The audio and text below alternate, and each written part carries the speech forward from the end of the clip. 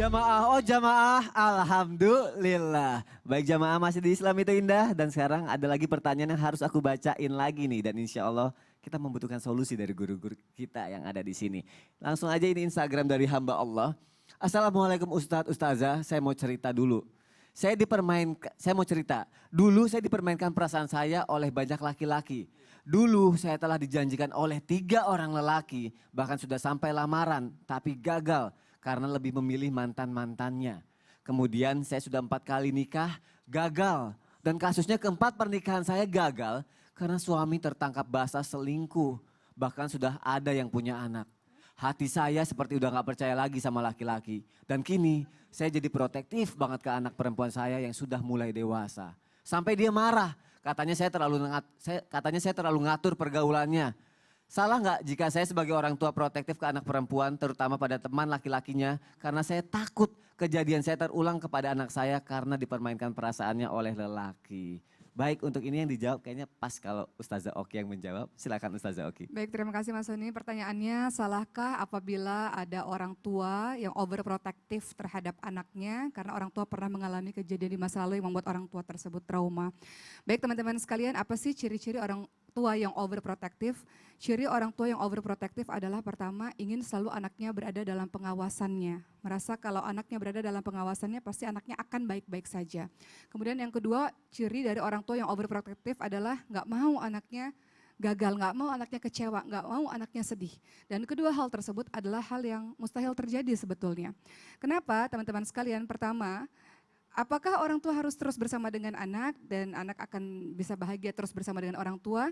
Orang tua nggak bisa selamanya bersama dengan anak teman-teman sekalian. Allah Subhanahu Wa Taala sudah ingatkan kepada kita semua untuk mendidik anak-anak kita untuk tidak menjadi anak-anak yang lemah. Maknanya di sini adalah selain jangan lemah ekonominya, mungkin jangan lemah fisiknya, juga jangan lemah jiwanya. Kalau orang tua overprotective, berlebih-lebihan, segala sesuatu yang berlebih-lebihan tidak ada baiknya. Kalau orang tua overprotective, berlebih-lebihan dalam melindungi sang anak, sehingga anak tidak dibebaskan untuk melakukan kegiatan atau aktivitas apapun, khawatir anak akan bergantung penuh kepada orang tua. Ingat orang tua punya batas waktu. Kalau orang tuanya satu hari nanti kembali kepada Allah Subhanahu Wa Taala, maka anak ini akan menjadi anak yang lemah karena senantiasa bergantung kepada orang tuanya.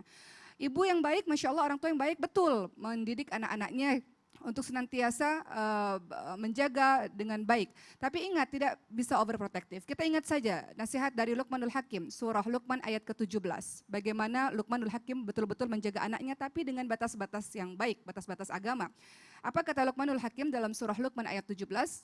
Luqmanul Hakim mengatakan, Ya bunayya aqimis shalah wa'mur bil ma'ruf wanha 'anil munkar wasbir 'ala ma'as sabak.